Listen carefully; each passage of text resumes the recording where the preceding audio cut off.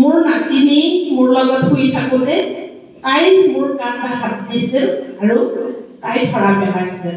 তাই নাজানে সেইটো যে অসুখ, কিন্তু তাই মোক কৈছিল, আইতা দুটা সৰু সৰু গুটি লগ পাইছোঁ তোমাৰ সোঁচলত। তেতিয়া মই মনে মনে জিকাৰ খাই উঠিছিলোঁ, কাৰণ মই জানো এই বিষয়ে গুৱাহাটী যোৰাবাট স্থিত নৰ্থ ইষ্ট কেঞ্চাৰ হস্পিটেলৰ ডক্টৰ ধীৰেন নাথ আহিছিল। দৰঙত বিভিন্ন ঠাইত কেঞ্চাৰৰ এৱাৰনেছ কৰিছিলে আৰু তাত মই তেখেতৰ সভাপতি হিচাপে এৱাৰনেছত সহযোগ কৰিছিলোঁ। আৰু তেতিয়া মই 2005 চনৰ পৰা ছত্ৰ যিটো দৰঙৰ এটা সুনাম কঢ়িয়াই অনা বেচৰকাৰী অনুষ্ঠান তাত কাম কৰি আছিলোঁ। গতিকে মোৰ অভিজ্ঞতাখিনি মই সেইদিনা নিজৰ দেশত পাই মই নিজে শিহৰিত হৈ উঠিছিলোঁ, কিন্তু মই তাইক দেখুওৱা নাছিলোঁ আৰু মই বৰ সাৱধানেৰে নিজৰ মনত পাগলি থাকিলোঁ 17 জানুৱাৰীৰ পৰা 31 জানুৱাৰীলৈকে। কিন্তু আপোনালোকক মই অনুৰোধ কৰিছোঁ এই দীঘলীয়া সময়খিনি আপোনালোকে মনে মনে নাথাকিব, মই আছিলোঁ কিন্তু। কাৰণ ফেব্ৰুৱাৰী 26 তাৰিখ 2023 চনত মোৰ সৰু ছোৱালীক মই বিয়া পাতিছিলোঁ আৰু বিয়াখনৰ কাৰণে মই কেনেকৈ এই অসুখটো ঘৰত কম মোৰে কাম নকৰা হৈছিলে। কাৰণ আপোনালোকে অলপ আগতে গম পাইছে, ওপৰত বক্তাসকলে কৈ গৈছে যে কেঞ্চাৰে এগৰাকীক ৰোগীয়া নকৰে, ঘৰখন ডুবাই দিয়ে। আৰু মোৰ স্বামী আছিল মঙলদৈ ডিষ্ট্ৰিক্ট কোৰ্টৰ এজন কৰ্মচাৰী। তেওঁ 2019তে ৰিটায়াৰ হৈছিলে। সেই অৱসৰ লোৱা মানুহগৰাকীয়ে বিয়া পাতিছে, তাতে আকৌ মোৰ বিয়াতকৈও ডাঙৰ বাজেটৰ ৰোগ এটা বহন কৰিলোঁ। কি কৰিম?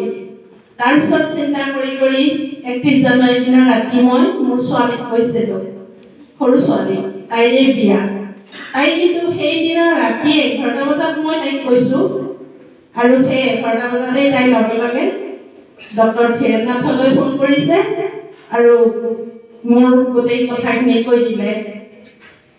কিন্তু মোৰ দাদা হয়নি, সেইকাৰণে তেনেকৈ ক'লোঁ। দাদা তেতিয়া মোৰ বোম্বেত আছিলে, সি ক'লে যে পিছদিনা 1 তাৰিখ একদিনো পলম নকৰি তাই চিকিৎসাৰ কাৰণে। আৰু তাই জানে কিয় ভুল কৰিছে, তাই ইমান দিন কিয় মনে মনে আছে, সেইটো কথা কালি দিলে।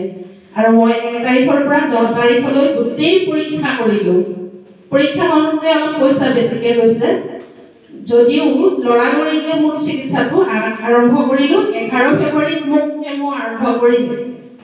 গতিকে মই এইটোৱেই ক'ব বিচাৰিছোঁ যে যিমান পাৰি সোনকালে চিকিৎসা আৰম্ভ কৰিব লাগে আৰু যিমান পাৰি সোনকালে নিজৰ শৰীৰত কিবা এটা থকা গম পালে লগে লগে ডাক্তৰৰ ওচৰত চাপিব লাগে।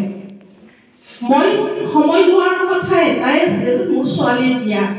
মই কি কৰিম? মই বৰ ধনুজাত পৰিছিলোঁ আৰু যিদিনা মই গম পাইছিলোঁ সেইদিনাৰ পৰা 31 ফেব্ৰুৱাৰী 10 তাৰিখলৈ মোৰ স্বামী মোৰ লগত নাছিল। কাৰণ মোৰ ডাঙৰ ছোৱালী জোৱাই বাহিৰত গৈছিল কিবা ট্ৰেইনিঙৰ কাৰণে অফিচেদি। ছোৱালীক ৰখি দেউতাক ছোৱালীৰ লগত আছিল, মই ঘৰত অকলে আছিলোঁ। সৰু ছোৱালীও গুৱাহাটীত আছিল। গতিকে মই অকলে চিন্তা কৰি কাক কম কি কৰিম থকাৰ কাৰণে মোৰ সময়টো তেনেকৈ গুচি গৈছিল। তথাপি ডাক্তৰে যেতিয়া জনালে যে মোৰ 70% গ'ল্ড হৈছে, 30% বাকী আছে কেঞ্চাৰ সম্পূৰ্ণ হ'বলৈ, মই লাকি আচলতে। সেইকাৰণে মই কৈছোঁ আৰু মই নিজৰ মনৰ সাহসেৰে মই আগবাঢ়ি গৈছিলোঁ। মোৰ বেমাৰৰ প্ৰতি দুৰ্বলতা নাছিল, মোৰ এটাই দুৰ্বলতা আছিল, সেয়া হৈছে মোৰ ছোৱালীৰ বিয়া। তাই জন্মতে দ্বিতীয়জনী ছোৱালী মোৰ যেতিয়া জন্ম পায় জেণ্ডাৰ বেছ ভাইলেন্সত মই ভুগিছিলোঁ। কাৰণ মোৰ ছোৱালী জন্ম পাইছে বুলি মোৰ ঘৰৰ হেনো শাহুৱে দলিয়াই দি বুলি কৈছিলে। সেই শব্দটি মোৰ কাণত যেতিয়া পৰিছিল মই তেতিয়াই চেলেঞ্জ লৈছিলোঁ, মই ছোৱালীক ল'ৰা কৰি বনাম আৰু মই 3 নম্বৰ সন্তান জন্ম নিদিওঁ। 2জনী ছোৱালী, সিহঁতক মই ল'ৰা কৰিম। এই মনত সাহস লৈ মই জীৱন যুঁজত আগবাঢ়িছিলোঁ গতিকে ভগৱানেও মোক পাৰে পাৰে কিন্তু বহুত বিপদ দি আছে মই হাৰ মনা নাই এতিয়ালৈকে আৰু মই বাল্য বিবাহত ময়ো অন্তৰ্ভুক্ত মোৰ দেউতা এগৰাকী কৃষি বিষয়া আছিল তেওঁ মঙলদৈ হেডকোৱাৰ্টাৰৰ পৰা SDO হৈ ৰিটায়াৰ লৈছে অথচ দেউতাই মোক 18 বছৰ পূৰ্ণ নহওঁতেই বিয়া দিছিলে গতিকে মই তেতিয়াৰ পৰাই মই নিৰ্যাতন ভুগি আছো আৰু ভুগি ভুগি এতিয়া মই নিজক থিয় কৰাই ৰাখিবলৈ সাহস পাইছো গতিকে আপোনালোকক মই এইটোৱে কৈছো বেমাৰেই হওক বা দুৰ্যোগেই হওক বা য'ত যে আহে সদায় কিন্তু সাহসেৰে আগবাঢ়িব মই ষ্টুডেণ্টখিনিক এইটোৱেই কম আমাৰ যিখিনি মেডিকেলৰ কৰ্মী হিচাপে আগবাঢ়ি গৈ আছে তেওঁলোকে মানৱ সেৱা কৰক আৰু উপযুক্ত বক্তা বাইদেউগৰাকীয়ে যেনেকৈ কৈছে মই সেইটোৱেই ক'ব বিচাৰিছোঁ যে মানৱ সেৱাৰ নামত ভৰ্তি হওক আৰু সদায় এটা ধৰ্ম মনত ৰাখিব সেইটোৱে হৈছে মানৱ ধৰ্ম তাতকৈ আৰু বেলেগ ধৰ্ম আমাৰ একো নাই আমি মানুহক ভাল পাব লাগে মৰম কৰিব লাগে আৰু নিজৰ কৰ্মত আমি দক্ষতাৰে আগবাঢ়ি যাব লাগে আৰু এটা কথা মই এইখিনিতে কম বেলেগ কথা নহয় ৰোগৰ ক্ষেত্ৰত আমাৰ কিন্তু এতিয়াও মানুহ সজাগ নহয় এগৰাকী নাৰ্ছ নিজে তেওঁ সিদিনা মোৰ ওচৰত আহিছে তেওঁৰ হেনো 2 মাহ আগতেই গম পাইছে তেওঁৰ ব্ৰেষ্ট কেঞ্চাৰ 2 মাহ আগত গম পাইছে তেওঁ গুৱাহাটী GMCHত ৰাজ্যিক কেঞ্চাৰ হস্পিটেলত পৰীক্ষা কৰিছে বায়োপসি কৰিছে ৰিজাল্ট পাইছে 2 মাহ পিছত মোৰ তাত আহিছে মই এতিয়া ক'ত যাম বুলি সুধিবলৈ তেতিয়া মই কৈছো তুমি য'ত পৰীক্ষা কৰিছা তাত কিয় আগবাঢ়ি যোৱা নাই বোলে ৰিজাল্ট আৰু 2টা কিবা আহিবলৈ বাকী আছে এইটো মেডিকেলৰ হেমাহি যেন লাগিছে তেওঁৰ কথা মতে তাৰপিছত তেওঁক মই ইয়াত পঠিয়াই দিলোঁ যে আমাৰ দৰং কেঞ্চাৰ হস্পিটেল বহুত ভাল আৰু মই তাত নিজে চিকিৎসা কৰিছোঁ গতিকে তাতে গৈ তুমি যিমান পাৰি সোনকালে কেমো লোৱা ব্যৱস্থা কৰা তাই আহিল ছাৰক লগ কৰিলে মানৱ ছাৰে কেমো সোমবাৰে দিম বুলি ক'লে তাই শুক্ৰবাৰে আহিছিল আৰু সোমবাৰে তাই নাহি পেলাই আকৌ ৰিজাল্ট কিবা ল'বলৈ মাতিলে তাতে গুচি গ'ল আৰু এনেকৈ তাই আকৌ এমাহ দেৰি কৰিলে এইবিলাক কাম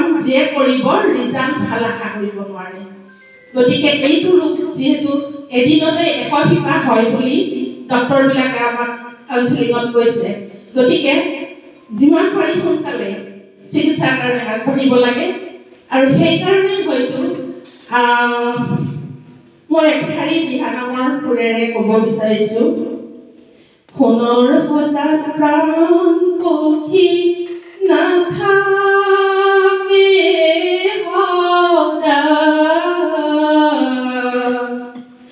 প্ৰাণ সময় হলে প্ৰাণ পক্ষী উৰি গুচি যায় উৰি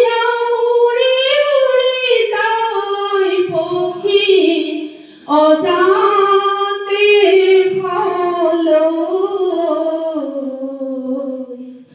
আকৌ